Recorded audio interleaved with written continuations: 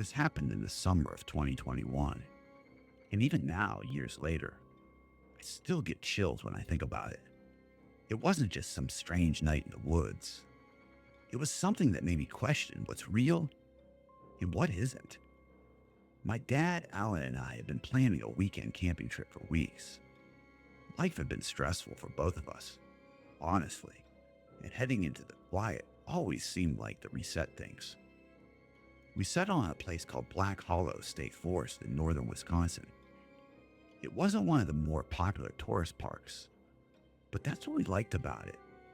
A little run down, but with good fishing, hiking trails, and a long history. The ranger station even had an old display about a Native American burial ground nearby, which at the time we thought was just a neat bit of history. The first night was picture perfect. A few other families were camped nearby, kids running around with glow sticks, smoke from the campfire drifting above the trees. People were cooking and laughing. It was the kind of night that makes camping feel safe.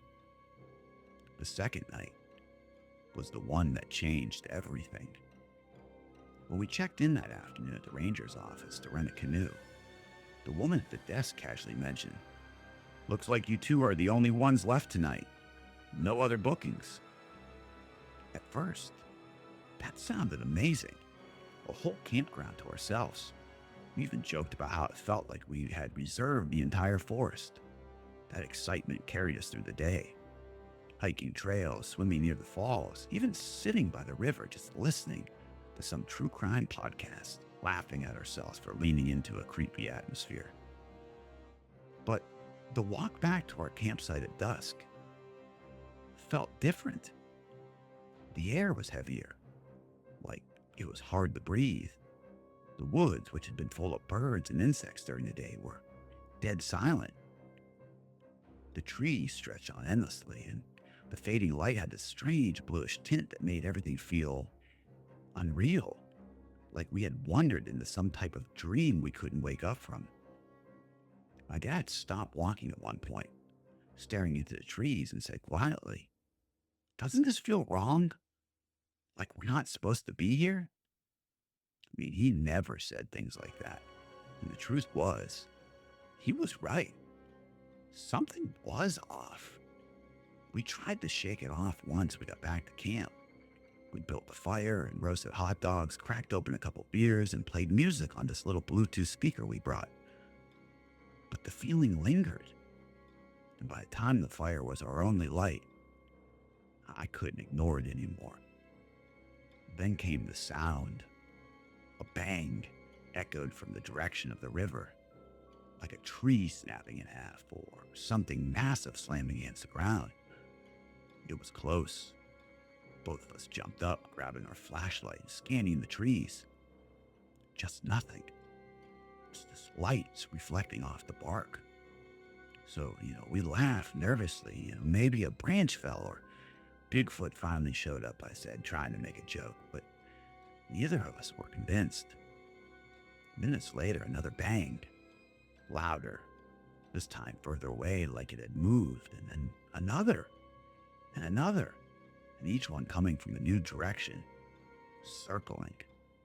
The final crash was so close it shook the ground under our boots.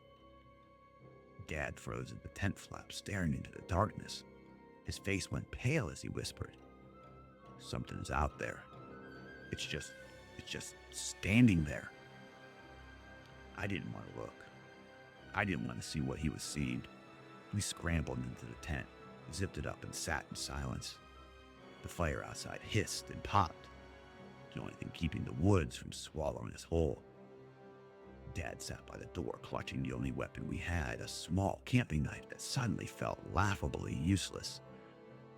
I laid flat in my sleeping bag, trying to make myself small. That's what we felt like. A vibration filled the air. Not just a sound, but a pressure. A low hum that crawled into our bones, tightening our chest. It was like the air itself was alive, pressing down on us. Then came the noise. I've never heard anything like it. It wasn't human. It wasn't animal. It was alien-like, like 100 voices trying to scream at once. distorted and just strange. Have you ever watched Stranger Things? I mean, it sounded disturbingly close to that creature's roar, but this wasn't TV. This was right outside of our tent. We sat frozen, barely breathing, as the sound moved around us. I had a mesh window right next to me, but I refused to look. I had this overwhelming certainty that if I looked, it would see me. And then, nothing. Silence. I don't remember falling asleep, and neither does my dad. It's like we were just switched off. When I woke up, I was flat on my back in the tent. My heart was pounding. My dad next to me still gripping the knife in his sleep. Both of our phones, which had been fully charged the night before, were completely dead. When we finally stepped outside, everything felt weird. The fire had just gone, reduced to gray ash like it had been cold for hours. The food that we had left on the picnic table hadn't been touched. The woods were still, unnaturally still. We didn't talk much the rest of the night. We just sat in silence waiting for dawn. When morning came, the relief was indescribable. We packed in record time, loaded the car, and left without looking back. We didn't say a word until we were miles down the road, and that's when my dad finally said, "Whatever it wasn't human." And he was right. We haven't been back to Black Hollow since, and we haven't gone camping anywhere, ever.